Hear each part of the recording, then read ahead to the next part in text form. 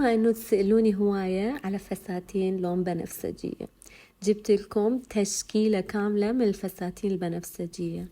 كتبولي بالكومنت وما تنسون تشاركون أي فساتين حبيتوها، وإن شاء الله تقدرون تاخذون فكرة إذا عندكم مناسبة أو عرس أو حفلة خطوبة، ممكن تاخذون الموديلات، ممكن تشتروها، ممكن تاخذوها على الخياط، ما أعرف، بس إن شاء الله يعطيكم فكرة على الشي اللي يلوق لكم أكثر، يلوق على البشرة أكثر شي، والشعر والميك اب.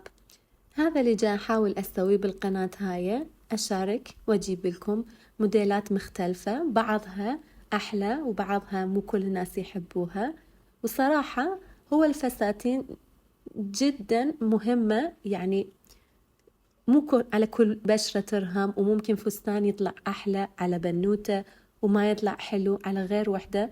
فهو هم يعتمد على البشرة، يعتمد على الأكسسوارز اللي تحطوه، يعتمد على المناسبة. ممكن بعض الفساتين انتو تكتبولي انه شوية اوفر، وهذا الشي صح، فأكيد لازم تاخذون بعين الاعتبار إنه وين رايحين، شقد عمركم. مرات بعض الفساتين مثلا فساتين الأميرات أحسها أكثر شي ملائمة للأعمار الأصغر، ممكن على حفلة عيد ميلاد أو شي، فما راح ترهم للأعمار الكبيرة. ما تنسون تكتبون شنو رأيكم، أي فساتين تحبوها، ووين راح تلبسوها. وأني أحب وأحترم كل الآراء، ماكو فرق محجبات أو مو محجبات، كلنا نفس الشي وكلنا نحب الموضة والفاشن. فأنا دائما أحترم آراءكم وأحب أسمع شنو تحبون تكتبون، والتعليقات أحبها جدا. شوفوا، هو الفاشن طريقة لتعبير نفسكم، تلعبون بالألوان، وكل واحد ذوقه في هالشكل، فماكو شي غلط أو صح، كل واحد يحب شي، وهذا الشي الحلو بالفاشن. وشغلة ثانية هم لازم تاخذون بعين الاعتبار، يعني ستايل جسمكم.